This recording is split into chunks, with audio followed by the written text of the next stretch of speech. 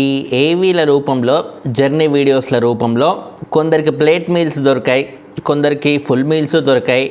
నిన్న జరిగిన ప్రశాంత్ అండ్ యావర్కి మటుకు డైరెక్ట్ దమ్ బిర్యానీ అద్దరిపోయినాయి కదా ఏవీస్. అసలు నెక్స్ట్ లెవెల్. ముఖ్యంగా యావర్దైతే ఆల్మోస్ట్ ఒక స్టార్ హీరో లెవెల్ ఇంట్రడక్షన్, ఒక రజనీకాంత్ గారి సినిమా లెవెల్లో ఇంట్రడక్షన్ ఇచ్చి దద్దరిల్లిపోయింది అసలు లిటరల్గా. ఏవి అయితే నాకు బాగా బాగా నచ్చింది. ఆ రేంజ్ ఏవి ఎవరైనా స్టార్ కంటెస్టెంట్కి, అంటే I mean to set title రేస్లో ఉన్న వాళ్ళకి దక్కితే మటుకు శివాజీ గారికో, అఫ్కోర్స్ శివాజీ గారి ఏవి కూడా బాగానే ఉంది, కానీ కంపారిటివ్లీ చూసుకుంటే కూడా నాకెందుకో ఈ కట్స్ పరంగా యావర్ది బాగా నచ్చుతుంది. ఎడిటర్ కూడా యావర్ ఫ్యాన్ అయ్యింది అనిపించే రేంజ్ కట్స్ అయితే ఉన్నాయన్నమాట అక్కడ. ముఖ్యంగా కేజీఎఫ్ డైలాగ్ దగ్గర ఇచ్చిన కట్స్, కానీ కేజీఎఫ్ ఆ డైలాగ్ని ముక్కలు ఒక ఒక వన్ లైన్ చెప్తాడు జట్ అని కట్స్ వస్తాయి, మళ్ళీ ఇంకో లైన్ చెప్తాడు జట్ అని కట్స్ వస్తాయి. భలే ఓవరాల్గా ఫుల్ హీరోయిక్ లెవెల్లో ఏవి కట్ చేసినట్టుగా క్లియర్గా తెలిసిపోతుంది. ఎడిటర్ కూడా ఖచ్చితంగా యావర్ ఫ్యాన్ అయ్యి ఉంటారు, అందుకే అంత బాగా వచ్చింది అది. ఎప్పుడైనా మనసు పెట్టి చేస్తే ఏదైనా పని కంప్లీట్గా ఉండిపోద్ది. అంటే ఏదో ప్రొఫెషనల్గా డబ్బులు ఇచ్చిందని ఉద్యోగం చేయడం వేరే, మనసు పెట్టి చేయడం వేరే, రెండిట్లో క్వాలిటీ ఈజీగా తెలిసిపోద్ది. సో ఆ పరంగా యావర్కి దక్కిన ఏవి టైటిల్ రేస్లో ఉన్న అమర్కో లేకపోతే శివాజీ గారికో ప్రశాంత్కో దక్కితే మటుకు నెక్స్ట్ లెవెల్ ఉండేది. ఇంకా నెక్స్ట్ లెవెల్ ఓటింగ్ అనేది జప్ అని ఆ రేంజ్లో ఉపయోగపడేది. బట్ ఆఫ్ కోర్స్ ఏవీల వల్లే ఓటింగ్ అనేది రాకున్నా కూడా అది ఎంతో కొంత ఏవీస్ ఎవరికి యూజ్ అవుతాయి అంటే, ఫ్యాన్స్ ఎలాగో వాళ్ళకి వేస్తూనే ఉంటారు, అది ఓట్లు పడుతూనే ఉంటాయి. ఫ్యాన్స్తో సంబంధం లేదు. న్యూట్రల్ ఆడియన్స్ అట్రాక్ట్ అవ్వాలంటే, న్యూట్రల్ ఆడియన్స్ ఇప్పుడు సింపుల్ ఎగ్జాంపుల్ చెప్పాలంటే, కేజీఎఫ్లో హీరో ఆ సినిమా వచ్చిన కొత్తలో ఎంతమందికి తెలుసు? యష్ అనే హీరో తెలుగు ఆడియన్స్కి ఎంతమందికి తెలుసు? ఆ సినిమా బాగుండడం వల్ల, సినిమాలో వచ్చిన ఎలివేషన్స్ అవి ఉండడం వల్ల యష్ అమ్మో పెద్ద హీరో ఉన్నట్టుందిరా, అబ్బా ఎంత లెవెల్ బిల్డప్, అబ్బా బియర్డ్ ఎంత బాగుంది అంటూ తెలియకుండానే అట్రాక్ట్ అయ్యాం కదా. మనలాంటి వాళ్ళు యష్కి న్యూట్రల్ ఆడియన్స్, ఫ్యాన్స్ అయితే కాదు కదా. సో అక్కడ యావర్కి కూడా నిన్న ఏవీ పరంగా న్యూట్రల్ ఆడియన్స్ చూసే టైంకి వాళ్ళు కూడా ఫ్యాన్స్ అయ్యే లెవెల్లో ఆ ఏవీ కట్ అనేది జరిగింది. కాబట్టి యావర్కి డెఫినెట్లీ అది బాగా యూజ్ అయ్యే అవకాశం అయితే ఉంది. ముఖ్యంగా మిడ్ వీక్ ఎలిమినేషన్ అనేది మధ్యలో ఉంది కాబట్టి మిడ్ వీక్ ఎలిమినేషన్ ఏంది అంటే మిడ్ వీక్ ఎలిమినేషన్ ఉందన్నట్టుగానే లీగ్స్ పరంగా అయితే తెలుస్తుంది. ఇంకా ఆల్రెడీ థర్స్డే వచ్చింది, ఇంకే మిడ్ వీక్ అంటే లాస్ట్ టైం మీరు చూసుకుంటే మిడ్ వీక్ ఏ రోజు జరిగింది? శ్రీ సత్య ఫ్రైడే రోజు ఎలిమినేట్ అయింది. సో ఇవాళ ఇంకా థర్స్డేనే కదా, రేపు ఉంది కదా.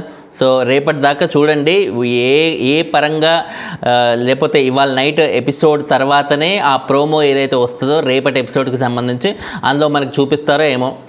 ఓపిక అయితే పడదాం. మొత్తానికి ఉంది అని అయితే లీక్ ఉంది, లేకపోతే ఇంకా డైరెక్ట్ టాప్ 6కి పంపిస్తే ఆనందమే కదా. ఎందుకంటే ఇప్పుడు నామినేషన్స్లో ఉన్న ఆరుగురు ట్రూలీ డిజర్వ్డ్ ఫర్ ఫినాలే డేలో కూడా ఉండాల్సిన అర్హత అందరికీ ఉందని చెప్తాను. ఎవరిని తీసేసే విధంగా అయితే లేదు. సో ఖచ్చితంగా ఎంతో కొంత తీసేస్తే ప్రియాంకను కొద్దిగా తీసేయాలేమో కంపారిటివ్లీ. బట్ ప్రియాంక ఉన్న ఒకే అమ్మాయి, లేడీస్ కోటా ఉంటుంది కాబట్టి ప్రియాంకను కూడా ఉంచాల్సి వస్తుంది. ఆ అమ్మాయిని కూడా మరీ అంత ఇప్పుడు మిగతా వాళ్ళకంటే దారుణం అయితే కాదు కదా. సో ఖచ్చితంగా she has their capability to. So ఎవరిని తీసేసే విధంగా లేదు. టాప్ 6 పెట్టినా కూడా ఆనందమే. బట్ మిడ్ వీక్ ఉంటే మటుకు కొంచెం రిస్క్ అయ్యే అవకాశం ఉంది. ప్రియాంకకి అయితే కాదు, అర్జున్కో యావర్కో అవుతుంది.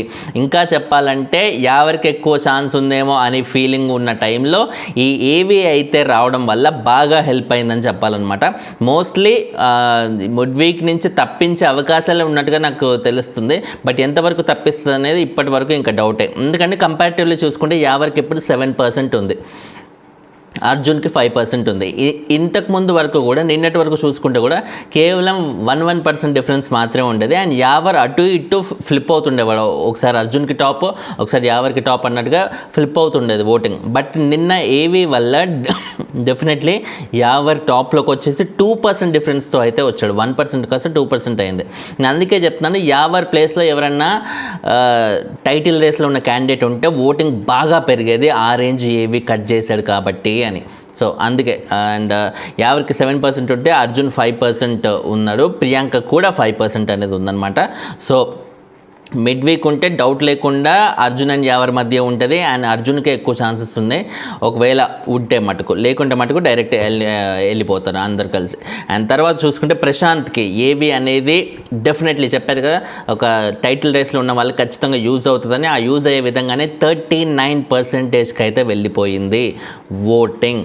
ప్రశాంత్ సింగిల్ హ్యాండెడ్లీ 6 నామినేషన్స్లో ఉంటే ఒక్కడికి మాత్రమే దాదాపు 40% వరకు ఓటింగ్ పెరుగుతుంది. ఇది ఏ రేంజ్ మాస్ చెప్పండి, విపరీతమైన ఊర మాస్ అని చెప్పాలన్నమాట. సో ఎందుకు ఊర మాస్ అంటున్నానంటే, అంటే ఇప్పుడు ఇంతకుముందు సీజన్స్లో సన్నీ లాంటి కంటెస్టెంట్స్కి 50-60 కూడా దాటిపోయింది కదా అంటే, సన్నీ ఉన్న టైంలో సన్నీ ఒక్కడే స్ట్రాంగ్ కంటెస్టెంట్. కోర్స్ ఇప్పుడు షణ్ముఖ్ లాంటి బయట ఎంతో పాపులర్ అయిన యూట్యూబర్లు ఉన్నా కూడా, మిగతా కంటెస్టెంట్లు టాప్ 5లో ఉన్నా కూడా వాళ్ళందరికీ సన్నీ రేంజ్ ఓటింగ్ ఖచ్చితంగా లేదు. బట్ ఇప్పుడు ప్రశాంత్కి దరిదాపుల్లో ఉన్న వాళ్ళే ఉన్నారనమాట. అమరు దరిదాపుల్లో ఉన్న వాళ్ళే, శివాజీ గారు దరిదాపుల్లో ఉన్న వాళ్ళే. ఇప్పటికీ టైటిల్ ఎవరు కొడతారని ఖచ్చితంగా చెప్పలేని పరిస్థితి ఉంది ఈ సీజన్లో. ఇలాంటి సీజన్లో కూడా ప్రశాంత్కి ఈ రేంజ్ ఓటింగ్ అనేది చాలా చాలా గ్రేట్ అనే చెప్పాలి. 39%తో ప్రశాంత్ ఫస్ట్ పొజిషన్లో దిగ్విజయంగా మంచి మాస్ హీరో లెవెల్లో అయితే వెళ్తున్నాడు. అండ్ తర్వాత సెకండ్ పొజిషన్లో అమర్దీప్ 24%లో అయితే ఉన్నాడు. కంపారిటివ్లీ చూసుకుంటే అదేంటి నిన్న ఎక్కడో 27-28లో ఉండాల్సిన అమర్కి ఇంత ఎలా తగ్గిందంటే, అమర్కి తగ్గలేదు, ప్రశాంత్కి పెరిగింది కాబట్టి, యావరికి పెరిగింది కాబట్టి ఆబ్వియస్లీ కంపారిటివ్లీ పర్సంటేజ్ అనేది 100 వరకే ఉంటుంది కాబట్టి ఆ పరంగా తగ్గినట్టు. అంతేగాని అమర్కి వేసే వాళ్ళు స్ట్రిక్ట్లీ అమర్కే వేస్తున్నారు, ఆ ఓటింగ్ అనేది అలాగే ఉంది. అండ్ శివాజీ గారు థర్డ్ పొజిషన్లో యాజ్ యూజువల్గా కంటిన్యూ అవుతుంటే ఆయనకు మటుకు 20% ఓటింగ్ అయితే ఉంది. 4% డిఫరెన్స్ అమర్కి అండ్ శివాజీ గారికి. అండ్ అమర్కి అండ్ ప్రశాంత్కి 15%. ఓ మై గాడ్, 15% తేడా అయితే ఉంది. ఫినాలే చూస్తే చాలా దగ్గరలో పడింది. ఆల్మోస్ట్ ప్రశాంత్ టైటిల్ విన్నర్ అన్నట్టుగా ఖాయం చేసుకోవచ్చా? ప్రశాంత్ టైటిల్ విన్నర్ అవుతే మటుకు ఎలివేషన్ నెక్స్ట్ లెవెల్లో ఉంటుంది.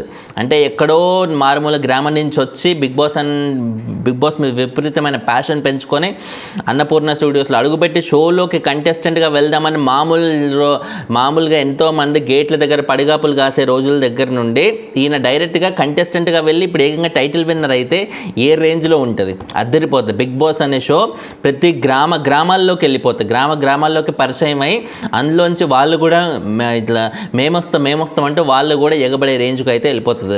సో బిగ్ బాస్ వాళ్ళకు కూడా ఈక్వల్లీ అడ్వాంటేజ్ అవుతుంది ప్రశాంత్ విన్ అవుతాయి మటుకు బై ఛాన్స్. లేకపోతే ప్రశాంత్కి మిస్ అవుతే ఇక అమర్దీప్కో శివాజీ గారు విన్ అవుతాయి. మొత్తం రెగ్యులర్ ప్యాటర్న్లో మిగతా విన్నర్స్ అయితే ఎలా విన్నారో ప్రతి సీజన్లో అలాగే ఉంటుంది తప్ప పెద్దగా చేంజ్ అయితే ఉండదు. చేంజ్ అనేది రావాలంటే ఖచ్చితంగా ప్రశాంత్ విక్టరీ ద్వారానే అవుతుంది అన్నమాట. సో బిగ్ బాస్ వాళ్ళు కూడా ఇలా ఆలోచిస్తే ఏ రకంగా చేంజెస్ తీసుకుంటారని చూడాలన్నమాట. ఓవరాల్గా అయితే థ్యాంక్స్ లాట్ ఫర్ వాచింగ్. ఛానల్ని సబ్స్క్రైబ్ చేసుకోండి.